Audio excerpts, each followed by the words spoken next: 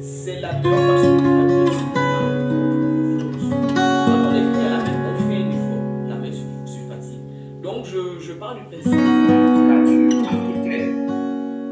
Pour ceux qui veulent les découvrir, vous avez certains visages, camarades, là.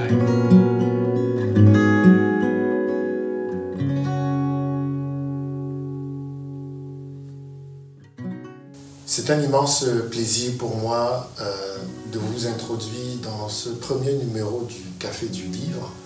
Ça faisait pas mal de temps que nous avions à cœur de vous proposer un contenu de qualité, un contenu dans lequel nous vous amenons à la rencontre des écrivains et de leurs livres, un contenu dans lequel les écrivains ont la possibilité de vraiment s'exprimer sur leur vision, sur leur contenu, sur les difficultés qu'ils rencontrent dans la rédaction des ouvrages qu'ils proposent à leur public. Et pour ce premier numéro de ce programme que nous vous proposons sur cet espace, nous sommes allés à la rencontre d'une personne qui, personnellement pour moi, est d'abord quelqu'un qui est très importante, qui joue un rôle fondamental dans la construction de ma pensée et du projet que je porte, mais qui aussi est une écrivaine.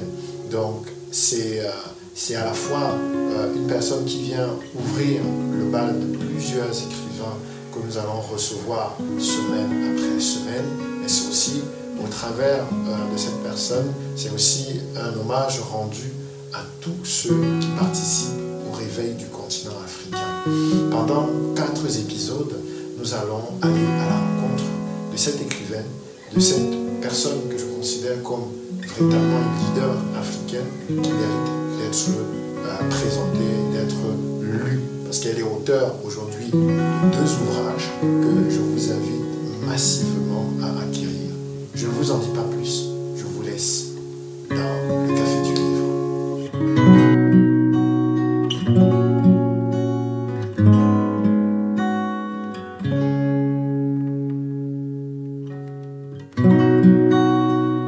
Nous sommes là aujourd'hui dans le cadre de ce Café du Livre et le concept du Café du Livre, c'est d'entrer en profondeur, de donner la possibilité à un écrivain de nous parler de son parcours, de nous parler de son histoire, de nous parler de son travail littéraire. Comme je vous l'ai dit en introduction, très souvent dans les conférences, dans les rencontres dédicaces, les écrivains n'ont pas toujours la possibilité de se livrer.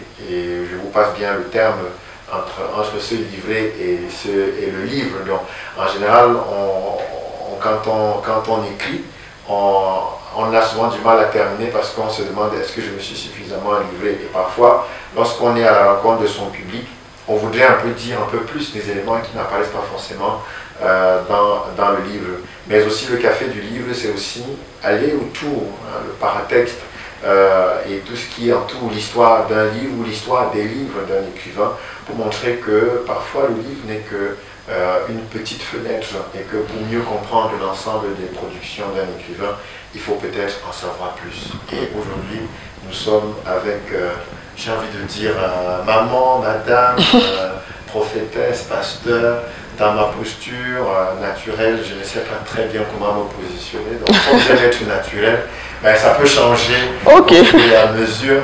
Mais on est avec une écrivaine que personnellement j'affectionne beaucoup.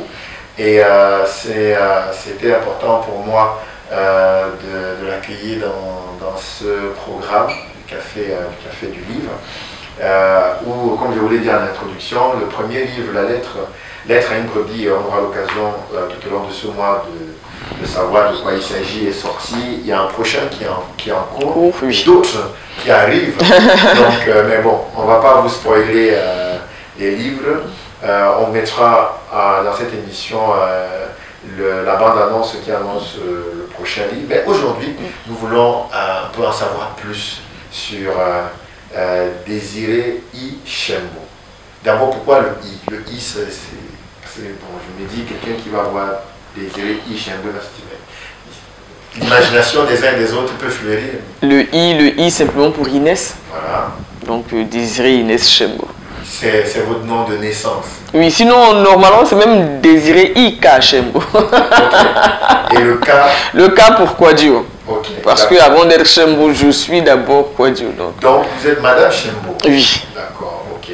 Et donc, c'est ce nom d'auteur que vous avez choisi? Oui. Ça dépend de ce que j'écris. D'accord, dites-nous en plus. Ça dépend de ce que j'écris. J'écris aussi des romans. C'est vrai que j'en ai pas encore sorti, mais j'en ai pas mal. Et je crois que pour mes romans, je n'ai pas encore décidé si je vais rester Désiré I Chembo aussi pour les romans ou si je vais simplement changer de nom. Parce que pour moi, ce sont deux styles d'écriture qui n'ont absolument rien à voir. Ce sont deux domaines qui n'ont rien à voir. Bon, quoique dans les deux, que ce soit dans ce qui est purement théologique ou biblique et dans les romans, les principes bibliques ils sont aussi. Mais c'est pas la même façon d'écrire, c'est pas la même personne. Je dirais, autant on lira Lettre à une brebis et pour ceux qui m'ont déjà entendu prêcher me reconnaîtront, mais quelqu'un lira un roman que j'ai écrit, ne saura pas que c'est moi qui l'ai écrit. Mais est-ce que ça en demeure par vous? Je dirais c'est moi. Et donc, pourquoi, alors la question du pourquoi, ce n'est pas une remise en cause. La question du pourquoi, c'est une question de la compréhension. Dans cette identité plurielle que vous venez de présenter, d'ailleurs, peut-être au cours de cette émission, vous nous ferez la joie de nous présenter votre théorie sur les clés, que j'aime beaucoup en tout cas. Et dans cette identité plurielle, pourquoi changer de nom? Parce que le public n'est pas le même. Lorsque j'écris tout ce qui est d'ordre biblique, je m'adresse à un public qui est purement africain, sinon noir. Et je sais comment on s'adresse à l'homme noir. Donc, dans Lettre à une brebis, je ne m'adresse pas... j'ai déjà parlé de ça et je reviens encore dessus. Je me rappelle qu'avec mon éditeur, on avait eu un souci parce que dans son équipe, il y avait une Française ou une Belge. Je ne sais plus trop, belge ou française, qui lisait mais qui avait du mal à entrer dans le livre. Et il a fallu qu'on lui explique, je dirais, à la belge ou à la française pour qu'elle puisse comprendre. Et elle voulait qu'on change certaines formulations et l'éditeur a dit non, en fait, si on change, tout le livre n'aura plus de sens. Et c'est justement ça, parce que c'est un livre qui ne s'adresse pas, je vais dire comme ça, à l'homme blanc. Il s'adresse à l'homme noir d'abord. Alors que mon roman, quand j'écris un roman, il s'adresse à tout le monde. Donc pour que l'homme blanc, l'homme noir, l'asiatique, je ne sais pas, qu'il puisse comprendre, obligatoirement, il faudrait que je change de langage. Donc c'est pas la même personne. Parce que le public est différent. Je me permets d'insister. Nous, aux éditions africaines, nous prônons une écriture africaine. Et une écriture africaine, on le dit, une écriture africaine décolonisée. Parce qu'une écriture africaine décolonisée est une écriture qui s'invente, qui se crée.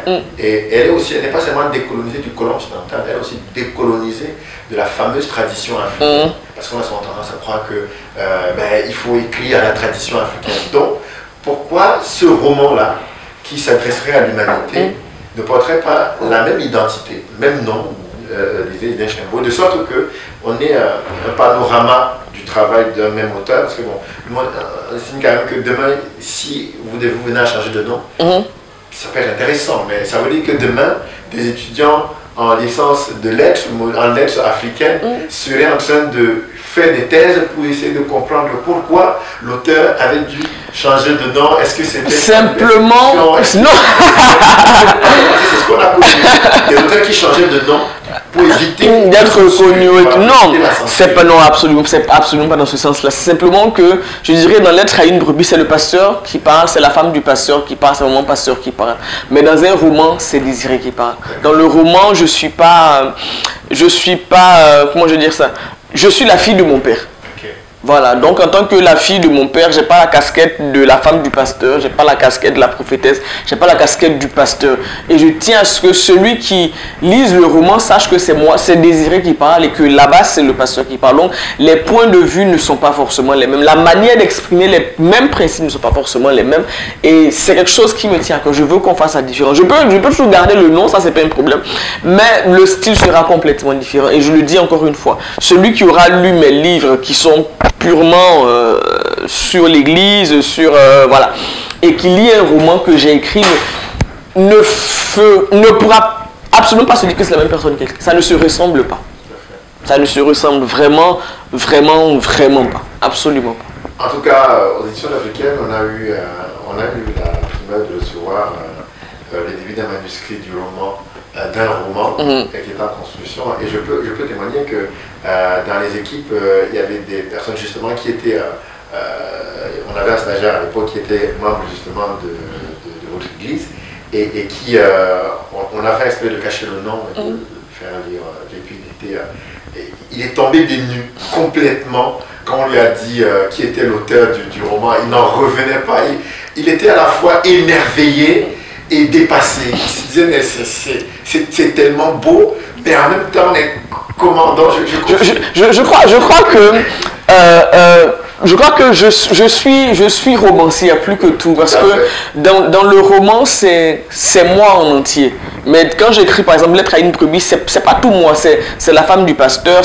Alors que dans un roman, ça dit j'ai toutes les casquettes en même temps. Ça dit c'est Désiré qui écrit, c'est Désiré tel que le Seigneur l'a pensé qui écrit. Donc un roman, il me ressemble plus, je vais dire ça comme ça. Vous allez plus me retrouver dedans. C'est bon. Vous livrez mieux dans un roman. Voilà, dans un essai, voilà, exactement. Ok, justement, vous parliez tout à l'heure d'un roman, vous êtes la fille de votre père. Dans vos écrits théologiques, vous êtes le pasteur ou la femme du pasteur. Et donc, justement, je voulais qu'on revienne un peu sur votre parcours. Actuellement, nous sommes là, nous enregistrons cette émission au Maroc, à Rabat. Mais vous n'êtes pas né à Rabat. Non. Donc comment ça s'est passé? Pourquoi vous vous retrouvez aujourd'hui à Rabat? Ben, mon père était diplomate, donc nous sommes arrivés au Maroc en... Il y en a qui m'ont fait waouh! En 2000, le 16 août 2000, oui, le 16 août, ça fait oui, bientôt 23 ans, donc ça fait bientôt 23 ans que je suis au Maroc. Et c'est vrai que je ne suis pas né ici, mais pour être franche, je ne saurais pas dire que j'ai vécu dans mon pays. Parce que, oui, quand les souvenirs que j'y ai, c'est vrai, ils sont là, ils sont présents, je n'ai pas oublié. Mais je crois que j'ai commencé à entrer vraiment en contact avec la vie en arrivant ici au Maroc. Que ce soit sur le plan ecclésiastique, que ce soit dans beaucoup de choses, c'est vraiment au Maroc que j'ai commencé à me construire. Donc, mon pays, pour moi, il est là, il est présent, je l'aime, j'y tiens. Mais dans la construction de qui je suis, je dirais... la part de mon pays n'est pas si importante que ça. Parce que j'y ai pas vraiment vécu longtemps. Est-ce qu'on peut dire, est-ce que vous avez de parler du Maroc comme étant votre pays? Oui. Parce que les événements marquants de ma vie se sont passés ici. Les événements marquants de ma vie se sont passés ici. Pour moi, je vis au Maroc et je vais en vacances chez moi. Okay. Voilà, donc pour dire à quel point, quand je suis chez moi, c'est vrai c'est chez moi, mais il n'y a pas ce sentiment d'appartenance totale et voilà, exactement. Donc voilà, ça dit mon souvenir au pays, c'est plus les vacances où j'ai été voir mes parents. Ça dit c'est vraiment quelque chose de séquentiel. Donc c'est 3 semaines, c'est 2 semaines, c'est 10 jours, c'est 1 mois, mais c'est pas un souvenir qui part de janvier à janvier de l'année prochaine. Alors qu'au Maroc c'est de janvier à janvier. Donc je suis pleinement là, alors que dans mon pays c'est pas le cas. Ok, et au Maroc, vous avez fait vos études depuis la base jusqu'au supérieur? Depuis la base, je dirais depuis la 2e année du collège jusqu'au master. Au lycée Descartes? Au lycée Descartes, oui. Donc j'ai été au lycée Descartes jusqu'au bac. Ensuite à l'université Mohamed V ici à Agdal. Et puis j'ai fait ma licence et j'y ai fait aussi mon master. Alors oui, donc je rappelle que vous avez fait des études en droit. En droit. Alors pourquoi le droit? Parce que je voulais devenir juge de famille. Juge de famille, justement, on sait en lisant la 4e de couverture de Lettre à une brebis que vous avez un problème particulier avec la famille. Oui, on abordera c'est personnel. On abordera ce problème dans la prochaine émission. Et donc, quand vous choisissez de faire le droit, est-ce que c'est un choix personnel ou c'est un choix orienté par les parents ou c'est un choix orienté... Comment ça non, je dirais les parents n'ont absolument rien fait dans cette histoire. Hein. Pour moi, faire le droit, ça tombait sous le sens. C'était le seul choix possible pour moi. C'est-à-dire que à l'époque, j'avais pas forcément entrevu toutes les ramifications et tout ce que cela englobait. Mais j'avais au fond de moi cette assurance que je devais faire le droit. Je devais devenir juge de famille. Je ne comprenais pas pourquoi, mais c'était inscrit en moi. Je ne pouvais pas ne pas devenir, je ne pouvais pas ne pas faire le droit. À telle enseigne que à l'école, j'étais bonne dans toutes les matières. Mais je me suis dit, j'aurais pas besoin des sciences. Donc j'ai commencé Présélectionné. après, voilà. Et je me suis désintéressé. J'aurais pu faire médecine sans problème. J'étais vraiment excellente à l'école. Mais je savais que c'était pas vers là-bas que le Seigneur m'appelait. Et quand je me rappelle quand on remplissait les dossiers au lycée pour choisir dans quelle branche est-ce qu'on passerait le bac, est-ce qu'on serait dans une série littéraire, scientifique ou tout ça. On avait 3 choix. Mais moi, j'ai choisi qu'un seul. J'ai coché que la littérature. Mais j'ai dit, il est impossible que je ne sois pas accepté en littérature. Et quand je déposais même pour la licence, je devais faire plusieurs dossiers. J'en ai fait qu'un seul pour le droit. Quand je déposais aussi pour le master, j'en ai fait qu'un seul. C'est comme si, je dirais, Dieu m'avait dit. Alors que oui, à l'époque, j'étais jeune, je n'avais pas forcément ce bagage spirituel que j'ai aujourd'hui. Mais je savais au plus profond de moi que c'était ça. Alors, pourquoi pas procureur, pourquoi pas avocat, pourquoi pas greffier, pourquoi juge? Parce que, en fin de compte, dans le droit, il y a quand même un arc-en-ciel de possibilités. Je dirais, juge dès le lycée. Parce qu'en fin de compte, c'est le juge qui décide. Okay. Ce n'est ni le procureur, ni l'avocat. Je dirais même, les preuves et les témoignages peuvent orienter dans un certain sens. Mais c'est le juge qui décide. Et je vous invite vraiment à écouter la prochaine émission parce qu'on va vraiment s'intéresser à la question de la famille. C'est le juge qui décide et j'étais dans une optique où il fallait que je puisse décider. Parce que je savais que le changement que je veux ne peut s'opérer que si je suis en mesure de décider et d'imposer certaines décisions. Et je ne peux pas le faire en tant qu'avocate, je ne peux pas le faire en tant que procureur. Donc il fallait que je sois la tête, il fallait que je sois le juge. Ok, on y reviendra dans la prochaine émission. Toujours dans cette question de parcours, nous allons marquer un temps de pause et ensuite nous revenons.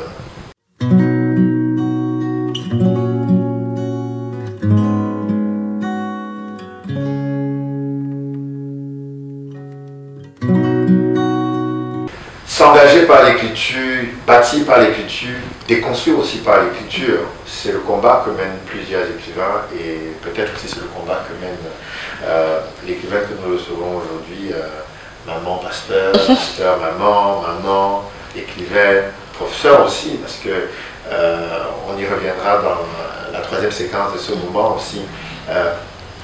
On parlait tout à l'heure de la position de décider. On aura dans la prochaine émission, on aura l'occasion de parler de ce sujet qui vous tient à cœur, à savoir la famille. Mais j'aimerais qu'on essaye d'interroger la posture, dans ce parcours que vous avez eu, la posture du juge, non pas dans sa fonction, puisque là vous ne faites pas... Je ne suis pas juge, oui. Juge, mais cette posture que vous avez eu la vision d'occuper, c'était parce que vous vouliez prendre des décisions. Oui. Est-ce qu'aujourd'hui, on peut dire que par vos prises de parole, notamment écrites, vous faites fonction de juge? Dans un certain sens. Dans un certain sens, parce que ce que j'écris, je dirais, ce sont les pensées que le juge suprême me donne. Donc, c'est les décisions prises par le ciel que moi je mets sur papier. Donc, on va y revenir, comme vous disiez, hein, par rapport à la famille. Et je reviens encore sur cette notion de décideur. Je crois qu'il est important pour moi d'être la tête et non pas le milieu ou la queue, parce que j'avais compris que les choses ne peuvent changer que si ceux qui décident autrement. Alors, changer quelque chose comme la famille sans avoir un pouvoir de décision, c'est quelque chose qui serait très difficile. Parce que la famille est la base de toute société. Donc, je ne pouvais simplement pas me permettre d'être avocat ou procureur. Alors, est-ce qu'à ce moment-là, entre le lycée et l'université, le programme germait déjà en vous l'idée qu'un jour vous écrivez des livres? Ou bien il y avait déjà... Ah non, mais ça c'était même déjà au collège. Hein. Ah d'accord. Oui, okay. déjà au collège, mon premier manuscrit, il date de 2000. Avant, déjà en Côte d'Ivoire. Oui, Ouais. de 2000. Bon, ça je dirais c'est le premier manuscrit, bon, comme le nom l'indique, manuscrit, mais sinon dans ma tête, j'avais déjà des trucs, des trucs écrits. Hein. Et celui-là, il est venu sur papier, je me rappelle très bien, c'était suite à une dispute entre mon frère et moi. Donc j'ai 2 frères aînés, je me disputais plus avec celui qui vient juste avant moi. On s'était disputé et justement dans le jugement que ma mère avait rendu, j'avais jugé qu'elle avait été partiale et qu'elle avait été du côté de mon frère. Et c'était quelque chose qui m'avait beaucoup blessé, qui m'avait vraiment touché. Et je me rappelle, je suis rentré dans la chambre, j'avais des feuilles là, des feuilles cartonnées, Bristol, de la marque Bristol, donc A4, rose. Rose ou orange? Orange, donc je trouvais que le papier était beau. J'avais, je pense, j'en avais une trentaine, je sais pas, c'est mon père qui me les avait donnés parce que papa est venu plus tôt. Papa il est venu en janvier, le 8 janvier 2000, papa était déjà au Maroc. Nous sommes venus après parce qu'on était pendant l'année scolaire. Donc pendant qu'il ramenait ses affaires, j'avais aimé le papier, j'avais aimé la texture, j'aime le papier. J'aime vraiment, je crois que j'aime le papier. Pour moi, la qualité du papier définit la qualité des écrits. Donc j'ai touché ce papier, je l'ai senti. Il y a quelque chose qui s'est passé. Et j'avais gardé ce bloc de feuilles Bristol. Je me disais, je vais écrire quelque chose de beau dessus. Je ne voulais pas juste écrire. Non, je voulais vraiment qu'il soit quelque chose de beau qui allait rester. Et là, il y a cet épisode-là avec mon frère et ma mère. Donc, je rentre et puis je m'assois sur mon lit. Je vois ce papier qui est là. Il y avait tellement d'émotions en moi. Fallait que ça sorte. J'avais avoir beau pleurer, mais c'est comme si c'était pas suffisant. Il y avait quelque chose qui était là au fond, qui voulait sortir, mais qui n'arrivait pas à sortir, ni par la parole, ni par l'écrit, ni par les larmes. Alors, j'ai simplement écrit. Et bizarrement, j'ai pas écrit sur ce que je venais de vivre, mais j'ai écrit sur comment j'aurais aimé que ma famille soit. Donc j'ai commencé à imaginer une famille voilà, une famille idéale, parce qu'à mon sens, ma mère n'avait pas été la mère idéale. Mais bon, à la tête d'un enfant, rarement les parents sont les parents idéaux. Donc j'ai commencé à écrire et puis je me suis surprise à aimer et j'ai dépassé le sentiment d'injustice que j'avais. J'ai commencé à être dans la joie. Et j'ai continué à imaginer. Voilà. En fait, je suis passé de mon expérience personnelle à un monde qui n'existe pas. Et puis j'ai écrit, et au fur et à mesure que j'avançais, je me rendais compte que dans ce qui n'existe pas, en fait, tout peut exister. Parce que c'est nous qui créons. Et j'ai commencé à créer et j'ai plus pu m'arrêter de créer. Et depuis, je crée. Dans ma tête, il y a des mondes. Je fais une petite digression. Oui. Alors, je vois que, bon gré mal gré, vous faites quand même partie de cette grande majorité. D'après nos enquêtes, ils sont à peu près 60%. Okay.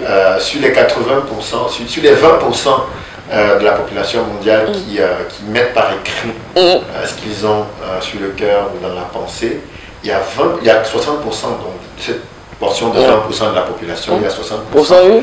Qui gardent les écrits, qui ne les montrent pas, qui ne les sortent pas. Donc, en vous écoutant, je me rends compte que il y a dans vos greniers, dans vos archives, il y a beaucoup de choses. Alors la question, ce n'est pas, la question c'est de savoir pourquoi ces livres ne sont pas encore sortis, pourquoi ces écrits ne sont pas sortis. J'écris de 2 façons. Il y a des écrits qui sont comme... comment je peux dire ça, qui ne peuvent pas sortir parce que dans ces écrits, en fait ce sont des écrits qui comportent plusieurs écrits. Dans le sens où je vais écrire quelque chose, c'est un roman, donc je peux écrire 300-400 pages de roman. Oui, quand j'écris des romans, voilà. Donc je peux écrire 400 pages. Mais en fait c'est comme une bibliothèque. Ces 400 pages de romans vont servir à écrire plusieurs romans. Donc ce gros bloc de 400 pages, je ne peux pas le publier. Je vais plutôt venir y puiser. Donc je serai en train d'écrire, je vais dire, ça c'est le roman A qui fait 400 pages. Et puis je vais commencer à écrire un roman B. Et puis j'arrive à une section, je me dis, ah oui, cette section-là en fait, la manière dont je suis en train de développer, si je retourne dans le roman A, il y a une section qui est exactement pareille. Donc je vais venir faire couper, coller. Et c'est un peu, donc en fait, ce qui veut dire que le gros machin de 400 pages, à la fin, il sera peut-être 5 ou 6 livres. Voilà. Donc je peux pas, celui-là, je ne peux pas le publier. En fait, c'est beaucoup d'idées que j'ai et je dois les mettre sur papier pour ne pas les oublier. Donc je les mets par écrit, mais ce n'est pas pour faire un roman qui va sortir. Non, c'est comme ma bibliothèque personnelle où je viendrai puiser pour alimenter d'autres romans. Et donc justement, je voulais poser la question, on est en train de parler de votre parcours. Est-ce que vous avez le temps pour faire ce travail? Ça demande beaucoup de travail. J'ai le temps parce que j'aime. Ok. Parce que justement, ce procédé de travail demande, il est extrêmement exigeant. Oui, mais je dirais j'ai une autre aussi capacité, une autre faculté, une autre capacité, c'est que avant d'écrire, je me filme, je me filme. En fait, j'ai le film de ce que je vais écrire dans la tête. Donc, avant même d'avoir fini, je sais ce que je vais écrire. Tout à fait. Et dans ma tête, il y a beaucoup de blocs comme ça. Donc, ce qui veut dire que je n'ai pas forcément besoin de mettre par écrit 400 pages, parce que j'ai les 400 pages dans ma tête. Et puis je dis, ok, cette partie-là, ce chapitre 1, il irait bien. Donc avec le chapitre 1, je peux commencer un livre qui va parler de telle ou de telle chose. Et si vous avez bien lu Lettre à une brebis, c'est un peu un bloc de 100 et quelques pages. Parce que dans Lettre à une brebis, il y a plusieurs livres. Ben, pour mes romans, je fais la même chose, mais sauf que c'est sur une forme de 400 pages. Et je ne peux pas écrire sans passer par cette première phase-là. Où voilà, c'est du brut, c'est beaucoup d'idées, c'est beaucoup de choses. Mes romans, je dirais les premières versions de mes romans, si quelqu'un les lit, il va dire mais parle de quoi? Parce que je vais dans tous les sens, mais moi je sais exactement de quoi est-ce qu'il est question. Et c'est vrai que vous n'avez pas encore lu, mais au fur et à mesure que je vais les sortir, celui qui va les lire, tout ça se rend compte que tous mes romans, ils ont quelques similitudes. Parce que ils viennent tous de la même source. Il y a un gros bloc qui a été séparé. Ok, continuons sur le parcours personnel. Pour parler famille maintenant, on a vu que vous avez...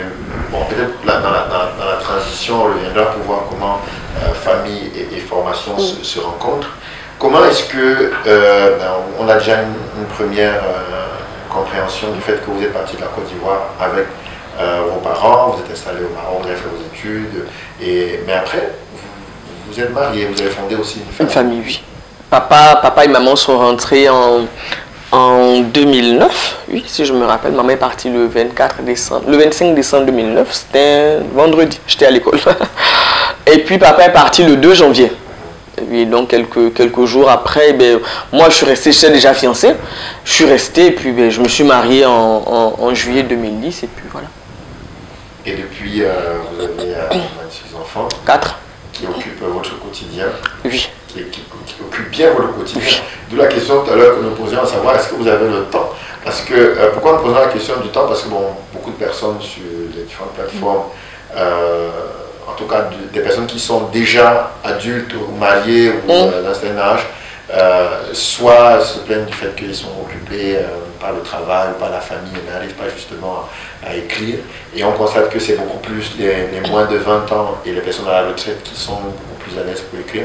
C'était d'où la question du temps et d'où la question que je vais vous poser. Comment est-ce que vous vous organisez?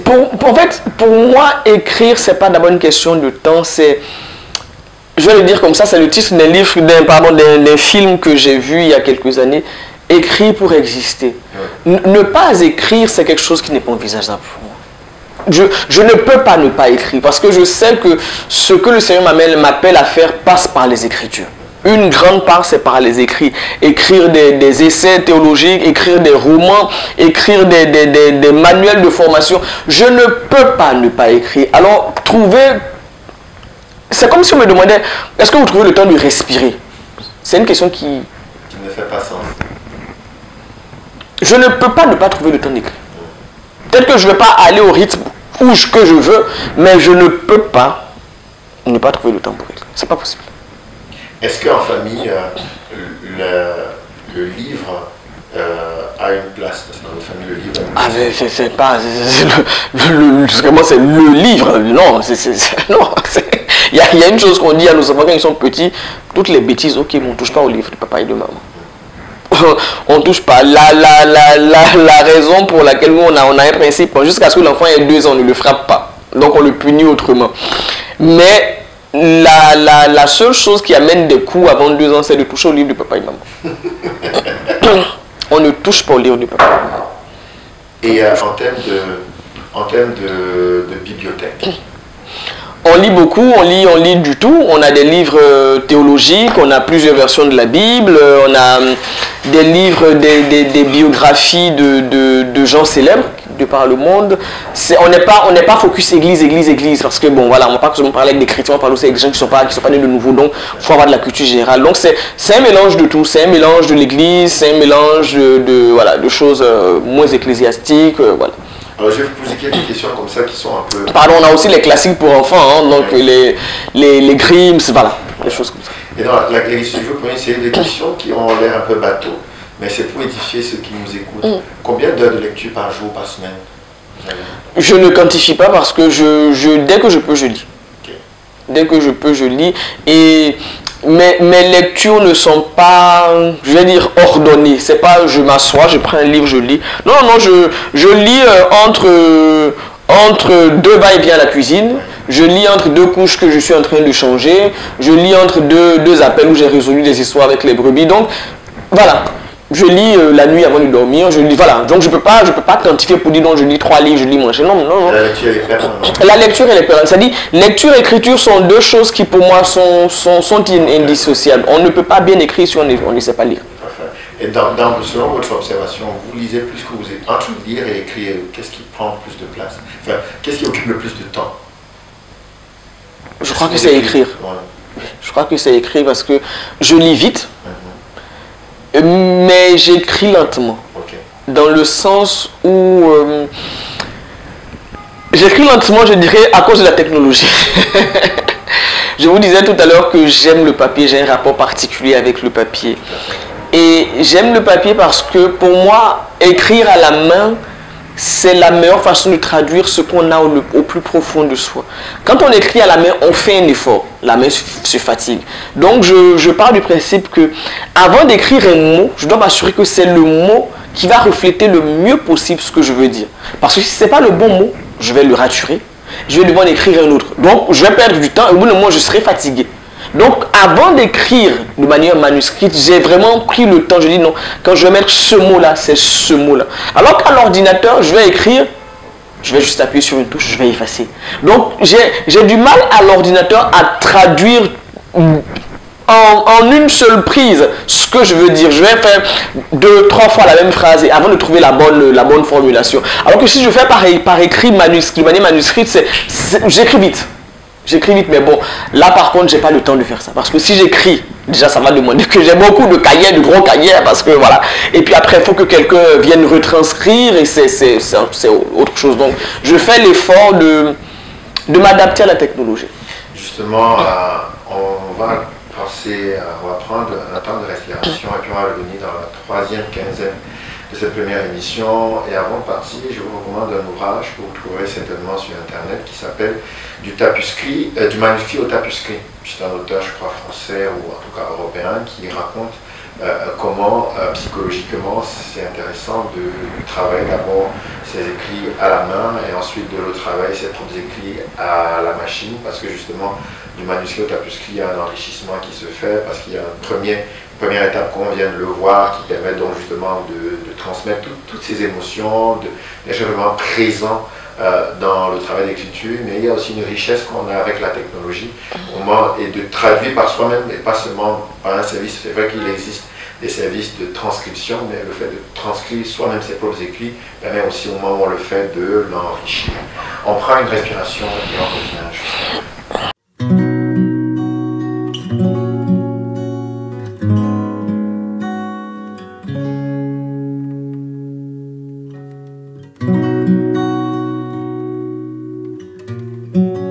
3, nous sommes dans la 3e partie de cette première émission avec notre auteur, maman Désirée Inès Chimbaud. Vous pouvez l'appeler madame, mais pour moi c'est maman, ne m'en voulez pas. Alors, donc, on parlait tout à l'heure de l'organisation au niveau de la famille, justement, c'était l'occasion pour nous de partager, parce qu'on a beaucoup de jeunes auteurs qui se cherchent encore, qui nous écoutent. Donc, toutes ces questions, c'était pour expliquer à notre auditoire que lire c'est important. Souvent aux éditions de l'Africaine on reçoit des manuscrits de personnes où quand on lit le manuscrit on voit tout de suite que cette personne ne lit pas parce que 3 quarts de ce que la personne écrit est connu. C'est pas que la personne a plagié, mais la personne, il n'y a rien de nouveau. Voilà, la personne présente ça comme si elle est en train de révolutionner le monde. Donc c'est vraiment c'est important d'écrire et vous voyez, de lire. Autant pour moi, vous voyez que peu importe la posture qu'on a, on est obligé de lire. Dans cette 3e partie, nous voulons nous intéresser à votre parcours professionnel. Apprenons que vous êtes pasteur d'église, c'est votre profession. Comment on quitte l'ambition d'être juge des familles pour devenir pasteur et notamment responsable de l'église à la capitale du royaume du Maroc, à Rabat? Pour moi, je n'ai pas quitté l'ambition de devenir juge de famille. D'accord. Je dirais, c'est pas l'appellation elle-même qui m'intéressait, c'était la fonction, c'était le rôle. Donc, si ça s'appelait avocat de famille, peu importe le nom que l'on pouvait le donner, mais c'était vraiment de jouer ce rôle-là de décision, de prendre des décisions concernant la famille. C'était surtout ça. Donc, pour moi, aujourd'hui, être pasteur, je n'ai rien changé.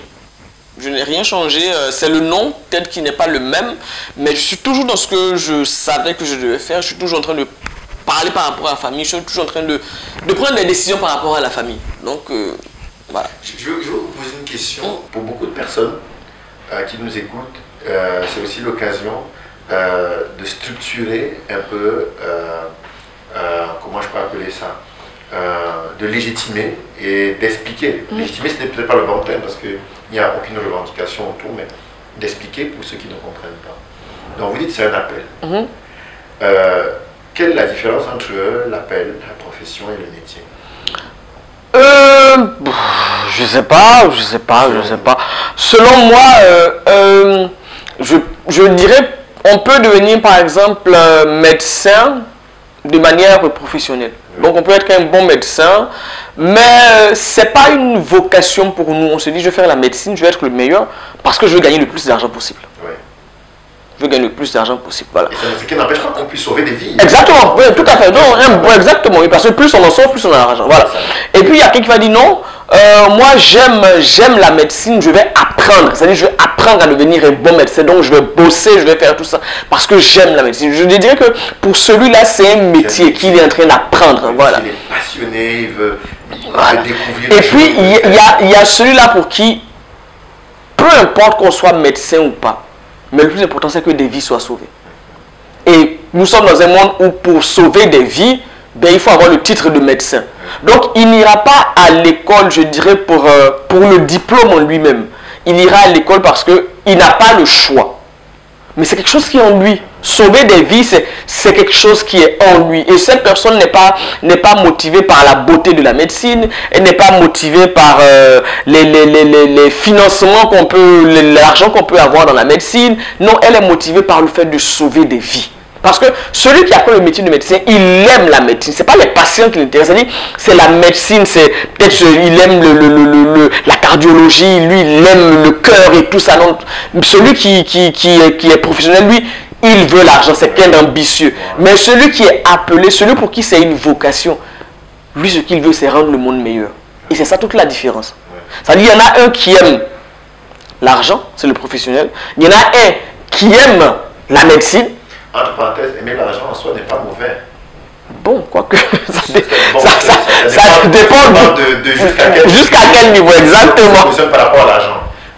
Exactement. Donc, il y a celui-là qui est ambitieux et pour qui la médecine devient un moyen d'atteindre ses ambitions. Il y a celui-là qui aime la médecine parce que, voilà, il aime tout ce qui est organe, il aime, voilà. Il aime comprendre comment le corps humain travaille, comment le cerveau est, voilà, il aime comme ça. Celui-là, c'est son métier, voilà, donc il apprend. Et puis il y a celui-là qui, c'est pas d'abord l'argent, c'est pas d'abord le corps humain, ce sont les vies. Donc de pouvoir améliorer le quotidien de quelqu'un, de pouvoir changer le monde de quelqu'un. Et ces trois façons d'approcher le patient qui sont complètement différentes. Celui qui aime l'argent, il va d'abord regarder qu'est-ce qu'il peut me donner comme, est-ce qu'il peut payer ou pas. Peut-être même d'abord dans quel type de clinique. Voilà, on ne fait pas dans la gratuité. Donc quand on m'appelle, avant que je puisse venir, il faut d'abord la facture. Est-ce qu'on est d'accord sur ça ou pas? Celui-là, donc, c'est pour qui c'est le métier. Lui va chercher plutôt les patients les plus complexes. Parce que, voilà. Et c'est quelqu'un qui pourra facilement s'acharner sur un patient. Parce qu'il veut comprendre, il veut, voilà. Voilà. Et c'est quelqu'un aussi qui pourra facilement exercer la médecine de manière illégale. C'est-à-dire pousser la science au-delà de ses limites. Parce que lui, il veut comprendre. Il y a un peu la notion de recherche, de génie, il veut comprendre. Mais pour celui-là qui a cet appel, qui a cette vocation, rien ne sera plus précieux que la vie.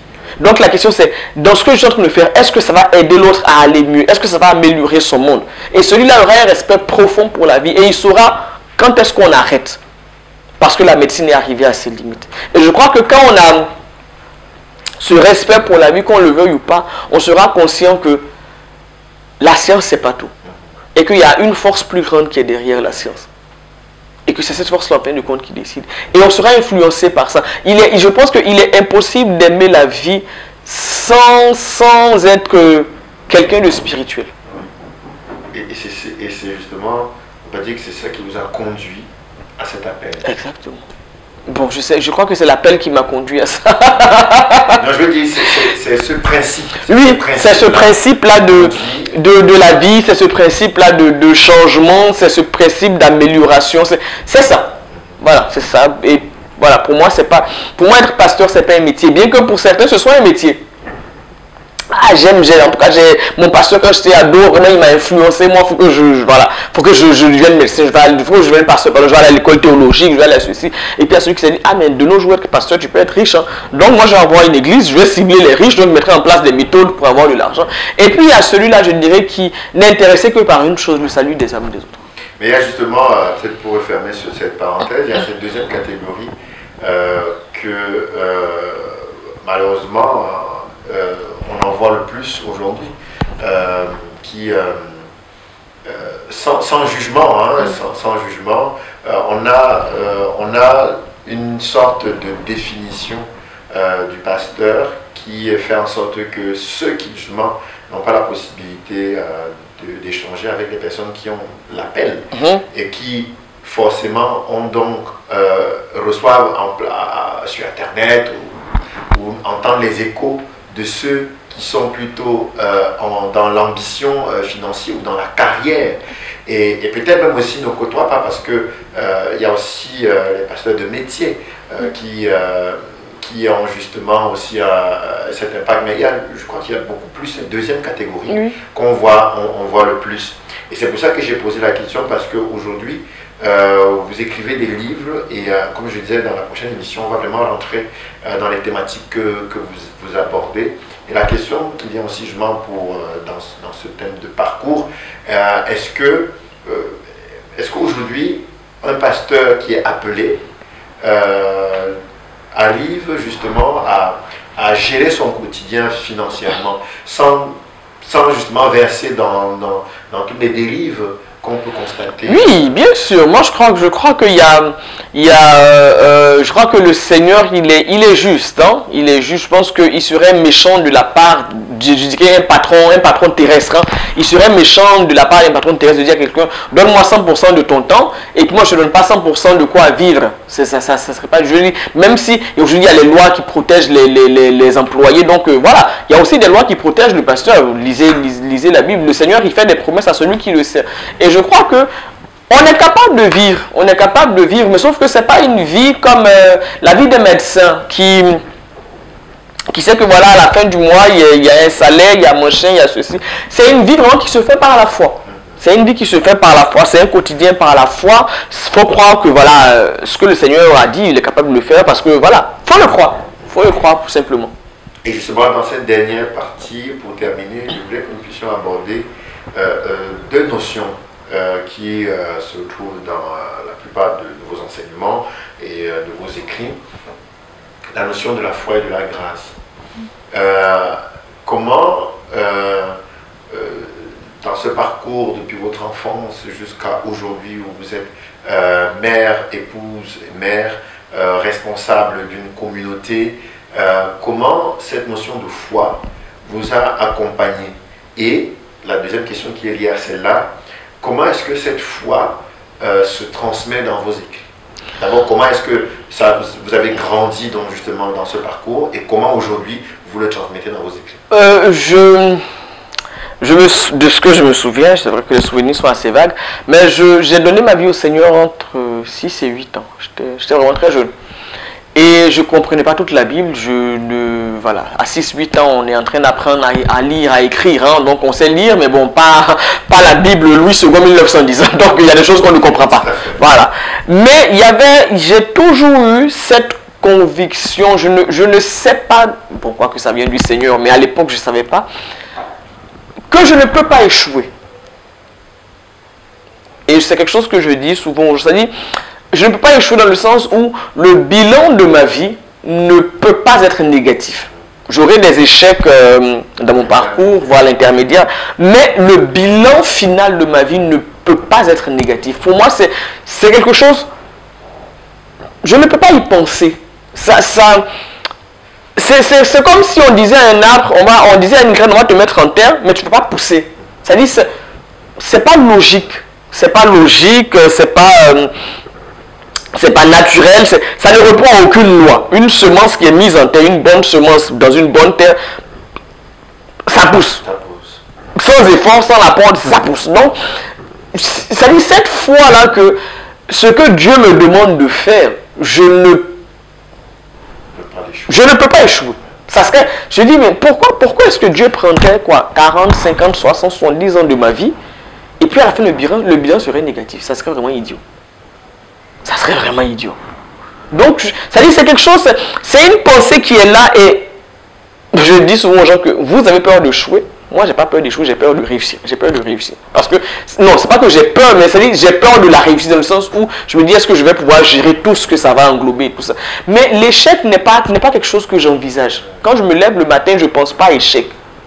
Je sais que je vais réussir ma journée. Maintenant, c'est comment je vais gérer cette réussite. Donc, c'est une foi qui est à la fois intellectuelle, qui est à la fois spirituelle. Je ne sais pas comment dire, mais c'est quelque chose qui est en moi. Je ne pense pas à un bilan négatif. Ça serait bête. Comment ça serait bête? Donc, je ne me bats pas contre une mauvaise destinée. Non, non, je me bats pour accomplir la destinée que Dieu a prévue pour moi. Parce qu'il est impossible que je fasse autre chose que ça. Voilà, c'est comme ça que je vis et c'est comme ça que j'éduque mes enfants et c'est comme ça que j'écris. Je fais comprendre aux gens que si vous arrivez à comprendre que Dieu ne vous a pas mis sur la terre pour que votre bilan final soit négatif, vous allez arrêter de vous battre pour ne pas qu'il soit négatif. Mais vous allez vous battre pour devenir la personne que Dieu veut que vous soyez. Je prends un exemple très simple. Très souvent, on entend des personnes qui disent non, je ne veux pas être contre mon père. Mais au final, ils deviennent comme leur père. Pourquoi? Ils se sont tellement battus pour ne pas ressembler au négatif qu'ils sont devenus tout le négatif même. Puis je dis, ne vous battez pas pour ne pas échouer. Battez-vous pour réussir. Battez-vous pour réussir. Et comment, aujourd'hui, dans vos écrits, est-ce que c'est cette foi que vous avez, c'est celle que vous transmettez dans vos écrits? Ou alors, quand vous écrivez, vous ne vous posez pas forcément la question de savoir, je transmets ma foi, ou je transmets... Non, que ce soit dans les romans ou dans... C'est ma foi. Dans les romans, mes romans traitent de principes bibliques. Hein. Donc, il y en a un qui va paraître. Voilà, il traite des principes bibliques, il traite... Ah non, je vous dis pas, si je vous dis non. Mais il traite des principes bibliques, voilà, donc quand il va paraître, ben, achetez-le. Et puis vous saurez de quoi est-ce que ça parle. Et justement, je verrai si les gens seront capables de détecter le... Ah oui, vous ne dites pas le titre parce que forcément ce ne sera pas votre nom. Ah oui, je comprends maintenant. Non, mais en fait, bon, ça, j'avoue que j'ai pas encore décidé. J'ai pas encore décidé si je change de nom ou pas.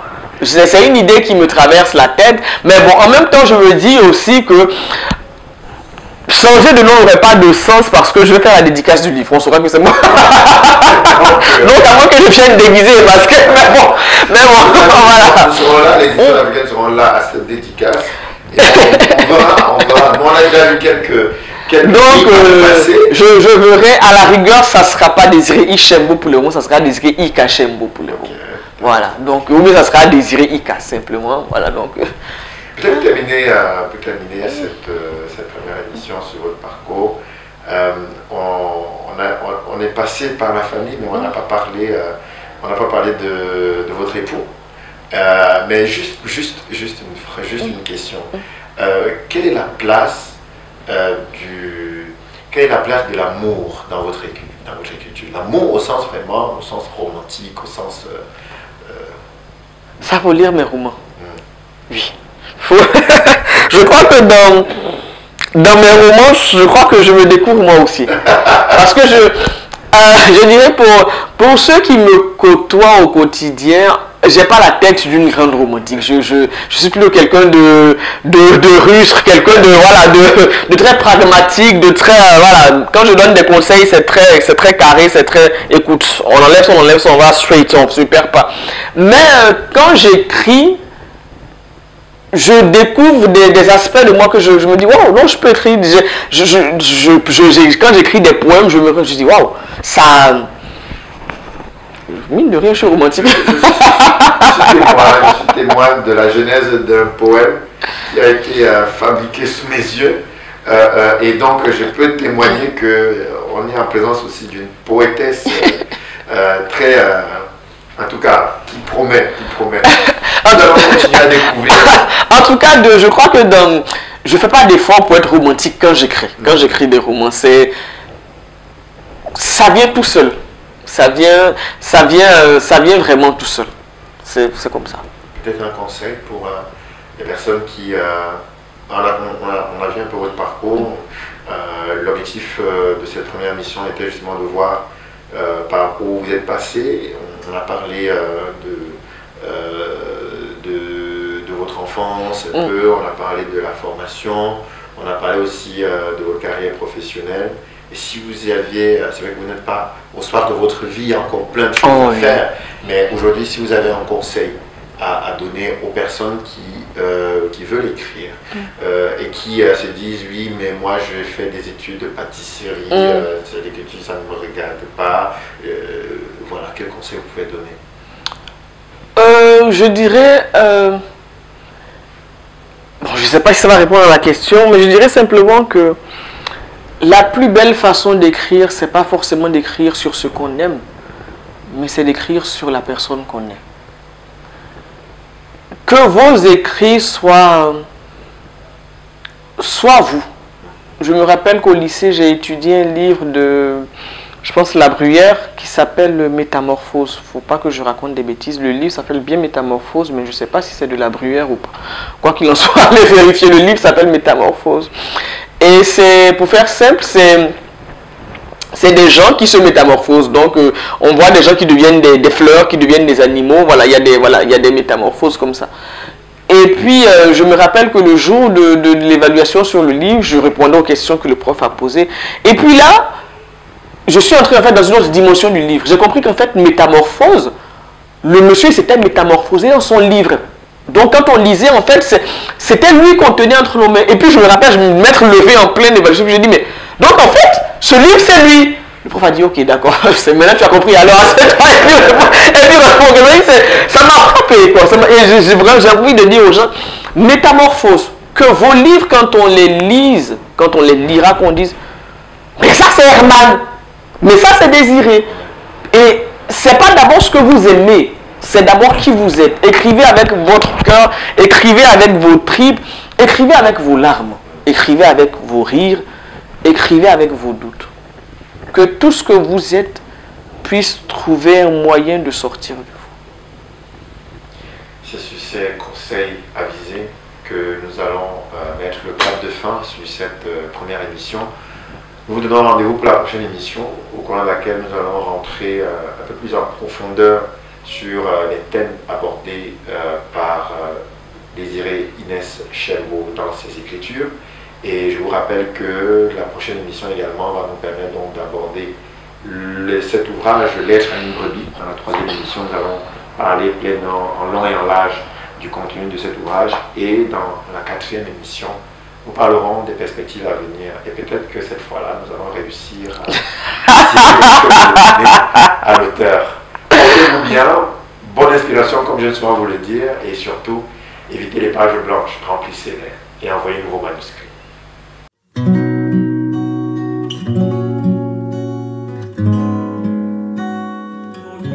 Je suis libre. Si on me dit, disons que ce livre, c'est comme voilà, quelqu'un qui est sorti de prison, qui met les cartes.